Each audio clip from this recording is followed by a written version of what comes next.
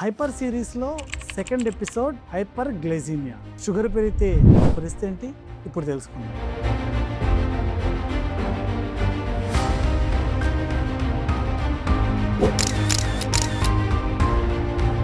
Hyper glycaemia అంటే ఏదో కాదు, డయాబెటీస్ మెలిటస్. అంటే మనకి షుగర్ పెరిగింది. డయాబెటీస్ అనేది ప్రతి ఒక్కరికి తెలిసిందే. అంటే షుగర్ వ్యాధి అనేది చాలా కామన్ కండిషన్ అన్నమాట. ఈ షుగర్ అనేది బాడీలో ప్రతి పార్ట్ ని డ్యామేజ్ చేస్తుంది. ఇది మాత్రం ప్రతి ఒక్కరు గుర్తుపెట్టుకోవాల్సిన విషయం. షుగర్ మాత్రమే పెరిగింది, దీనివల్ల ఒక్కటే వస్తుంది ప్రాబ్లం అని అనుకోవద్దండి. షుగర్ గురించి ఎందుకు ఇంత అవేర్నెస్ రావాలి అని అంటే, షుగర్లో రెండు రకాలుగా డ్యామేజెస్ దొరుకుతాయి. ఎలాంటి డ్యామేజెస్ అని అంటే, ఒకటి మైక్రోవాస్కులర్, ఒకటి మ్యాక్రోవాస్కులర్ అనమాట. మైక్రో అంటే చిన్ని బాడీ పార్ట్స్ సప్లై చేసేటివి. మ్యాక్రోవాస్కులర్ అంటే కొంచెం పెద్ద ఆర్గాన్స్ అనమాట. అంటే పెద్ద అవయవాలకి లాగా సప్లై చేసేది ఇన్ జనరల్గా మనం చెప్పుకోవచ్చు అనమాట. అంటే ఫర్ సపోజ్ షుగర్ కంటికి సంబంధించింది వచ్చింది అనుకోండి. కంటికి సంబంధించింది వచ్చిందంటే దాన్ని డయాబెటిక్ రెటినోపతి అంటారు. కిడ్నీకి లోపల చిన్ని వాస్కులర్ స్ట్రక్చర్స్ అంటే చిన్ని రక్తనాళాలు ఉంటాయి అనమాట. వాటికి వచ్చిందంటే డయాబెటిక్ నెఫ్రోపతి అంటారు అనమాట. అంటే కిడ్నీ ప్రాబ్లం వచ్చింది అనమాట. ఇట్లా కొంచెం పెద్ద ఆర్గాన్స్ అంటే పెద్ద అవయవాలకు వచ్చింది అనుకోండి. ఫర్ సపోజ్ గుండెకి వచ్చింది. గుండె అనేది కొంచెం పెద్ద అవయవం అన్నమాట. దానికి వచ్చింది అంటే హార్ట్ అటాక్ వస్తుంది. తర్వాత మెదడుకి వచ్చింది అని అంటే మెదడుకి పక్షవాతం అనేది వస్తుంది అన్నమాట. తర్వాత కాళ్ళకి సంబంధించింది. కాళ్ళలో మనకి రక్తనాళాలు ఉంటాయి. దీని వచ్చింది అని అంటే మనకి వెట్ గ్యాంగ్రీన్ అంటారు అనమాట. షుగర్ ఎక్కువ అవడం వల్ల దీంట్లో రక్తం గడ్డగట్టేసి బ్లడ్ సప్లై లేకపోవడం వల్ల కాలు తీసేస్తారనమాట. దీన్ని గ్యాంగ్రీన్ అంటారు. ఈ షుగరు పెరగడం వల్ల ఇన్ఫెక్షన్స్ అనేది వస్తుంది. కానీ ఆ ఇన్ఫెక్షన్స్ పుండు అనేది చాలా వరకు మారకుండా ఉంటుంది అనమాట. అంత డేంజర్గా ఉంటుంది ఈ షుగర్ కాంప్లికేషన్. మరి చూసారుగా, షుగర్ వల్ల ప్రతి ఒక్క పార్ట్కి ఎఫెక్ట్ పడుతుంది. ఈ షుగర్ మనకి ఇన్ జనరల్గా ఎందుకు వస్తుంది? ఫస్ట్ గ్లూకోజ్ అనేది మనకి బాడీలో పెరగడం వల్ల, అంటే రక్తంలో పెరగడం వల్ల. ఎందుకు పెరుగుతుంది అని అంటే, ఫస్ట్ ఇన్సులిన్ అనేది మనకి తగ్గిపోతే షుగర్ అనేది పెరుగుతుంది. ఇన్సులిన్ అనేది మనకి బాడీలో గ్లూకోజ్ అనేది మనకి డిఫైన్ చేస్తుంది అనమాట.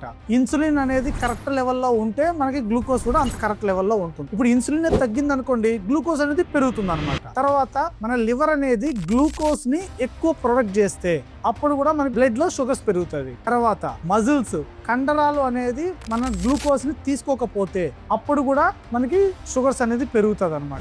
ఇన్ జనరల్ గా షుగర్ పేషెంట్స్ ని మనము ఎలా కనుక్కోవచ్చు అని అంటే, పాలిడిప్సియా అంటారు. అంటే ఎక్కువ వాటర్ తీసుకోవడం, వాళ్ళకి దాహం అనేది ఎక్కువ వేస్తుంది, ఎక్కువ అన్నం తింటారు, అంటే హైపర్ఫేజియా అంటారు, ఎక్కువ తినడం. పాలియూరియా అంటారు. అంటే ఏంటంటే ఎక్కువ యూరిన్ పోవడం. ఈ షుగర్ పేషెంట్స్, సార్ నాకు మాటికి నాకు మూత్రం వస్తుంది, నాకు ఎక్కువ తినాలనిపిస్తుంది, నాకు ఎక్కువ దాహం అనిపిస్తుంది అని ఫ్రీక్వెంట్గా చెప్తారనమాట. ఇవి జనరల్ సిమ్టమ్స్ అనమాట. తర్వాత ఇప్పుడు ఏమన్నా పెద్ద కాంప్లికేషన్స్ ఏమన్నా వచ్చింది, లైక్ హార్ట్ అటాక్ వచ్చింది, పక్షవాతం వచ్చింది, గ్యాంగ్రీన్ వచ్చింది, వాళ్ళకి ఎప్పటి నుంచో షుగర్ ఉంటుంది కానీ ఎప్పుడూ వాళ్ళు నోటీస్ చేయరనమాట.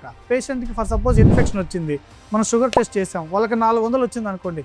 మీకు షుగర్ ఎప్పటి నుంచి వచ్చిందని అడిగితే వాళ్ళు సరిగ్గా చెప్పలేరు అనమాట. అంటే వాళ్ళు అసిమ్టమాటిక్ అంటారు అనమాట. అంటే వాళ్ళకి సిమ్టమ్స్ అనేది వాళ్ళకు గ్రహించలేకపోతారు.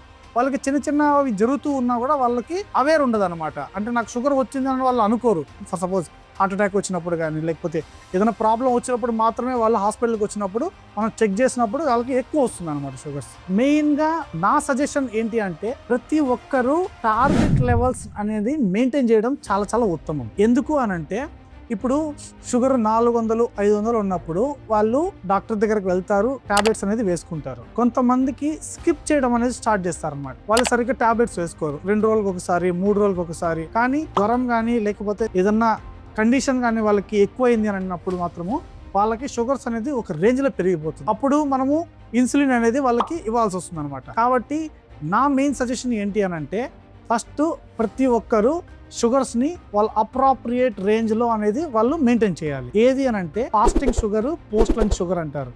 అంటే తినక ముందు, తిన్న తర్వాత వాళ్ళకి షుగర్స్ ఎలా మెయింటైన్ అవ్వాలి అని అంటే, తినక ముందు 80 నుంచి 130 లోపల మెయింటైన్ అవ్వాలి. In and around less than 110 అంటే 110 లోపల మెయింటైన్ చేస్తే చాలా ఉత్తమం. తినిన తర్వాత అంటే పోస్ట్ లంచ్, PLBS అంటారు, పోస్ట్ లంచ్ షుగర్, అది 180 కంటే తక్కువ ఉంటే చాలా ఉత్తమం. తర్వాత HbA1c అంటారు అనమాట. ఇది ప్రతి 3 monthsకి మనం చేసుకునే టెస్ట్ అనమాట. HbA1c అనేది అంటే షుగర్ కంట్రోల్లో ఉంటుందా ఉండదా అనే దానికోసం ఉన్న టెస్ట్. ఈ HbA1c టెస్ట్ మాత్రము less than 7% అనేది ఖచ్చితంగా ఉండాలి. ఈ టార్గెట్స్ని మెయింటైన్ చేస్తే మాత్రము షుగర్ వల్ల కాంప్లికేషన్స్ అనేది రాకుండా మనం కాపాడుకోవచ్చు. ఎవ్రీ వీక్లీ కానీ లేకపోతే 2 వారాలకు ఒకసారన్నా మినిమం షుగర్ టెస్ట్ అనేది ఖచ్చితంగా చేసుకోవడం చాలా చాలా ఉత్తమం అండి. సో షుగర్ పేషెంట్స్, మీ షుగర్ లెవెల్స్ని ఎప్పుడు కంట్రోల్లో పెట్టుకోండి. ఎందుకంటే మీ ఆరోగ్యం మీ చేతుల్లో. మీ డాక్టర్ మురళీకృష్ణ.